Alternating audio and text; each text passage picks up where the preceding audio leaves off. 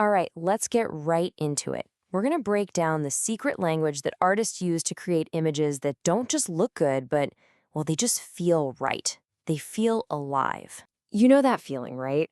You scroll past hundreds of pictures a day, but every once in a while, one just stops you in your tracks. It feels like some kind of magic, but it's not. It's a language. And today, we're going to learn a few of the key phrases. I mean, just look at the difference here. On the left, you've got a pretty flat, uninspired sketch. On the right, a scene that's just bursting with story and drama. The gap between these two isn't some unobtainable God-given talent. It's a set of principles, a visual language that you can actually learn. So where on earth do you even start? We've all been there, staring at that blank canvas. It can be totally terrifying. But the pros, they have methods, little tricks to kickstart that creative engine. This first method from the artist Feng Zhu is just brilliant. He starts with pure, unadulterated chaos. He'll just throw down abstract shapes and colors with absolutely no plan, and then he just looks at it. He lets his brain do the heavy lifting of finding patterns and forms. It's like a Rorschach test for generating ideas, and there's actually a scientific name for this. It's called pareidolia. It's that uniquely human thing where we see faces in clouds or animals in the patterns of wood grain. It's an incredibly powerful creative tool because your brain is already hardwired to find these patterns for you. You just have to let it. And check this out. Another master, James Gurney, uses this all the time. He'll look at the random lumpy shapes of some gourds or the cracks in a rock face, and he just pulls these incredible characters right out of them. He's not inventing from thin air. He's interpreting what's already there. He's letting the real world give him the initial spark. Okay, so now you've got that spark, that idea. What's next?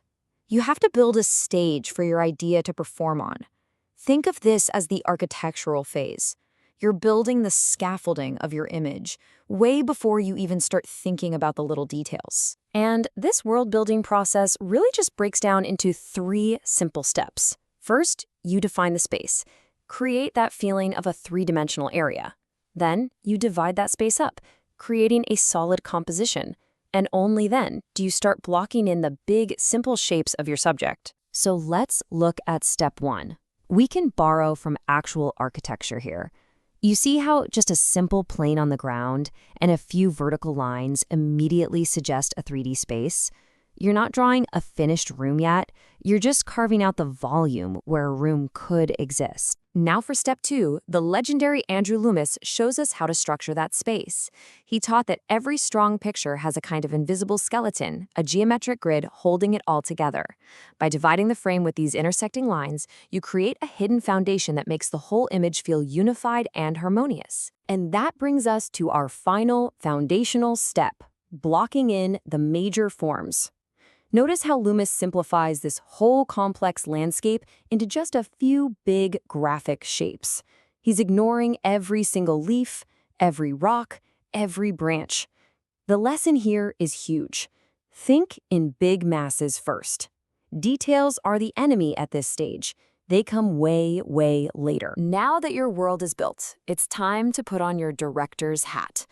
Because that's really what composition is. It's the art of telling your viewer's eye exactly where to look and in what order. You are in complete control of their journey. A key decision you have to make as director comes straight from filmmaking. Are you using an open or a closed frame? A closed frame is like a snow globe. Everything you need to know is right there. An open frame, though, that suggests a bigger world. Maybe a character is looking at something just off screen. It pulls our imagination outside the borders of the picture. And where you place your camera, your point of view, has a massive psychological impact. If you place the horizon line low, you get an upshot. Suddenly your subject looks powerful, heroic, maybe even intimidating. But if you raise that horizon high, you get a downshot, which can make a character seem small, vulnerable, or lost. And here's a golden rule from Andrew Loomis that is true for basically any visual medium. Whatever you do, try not to put your most important subject dead center. It's static, it's boring, it just kills all the dynamic energy. Just by shifting it a little bit off-center, you instantly make the whole thing feel more alive. So think of these as your go-to compositional power tools. To create impact, fill the frame. To guide the viewer's eye, use a leading line, like a road or a river. To create depth, overlap some objects. And to make sure your subject is crystal clear, give it a strong, readable silhouette. Simple tools, but they have huge results. Okay, we've got an idea, we've got a composition. Now it's time to turn on the lights. The absolute secret to creating dimension, mood, and focus is value, which is just a fancy word for the scale of light to dark. And this, my friends, is where the magic really happens. Just look at this transformation.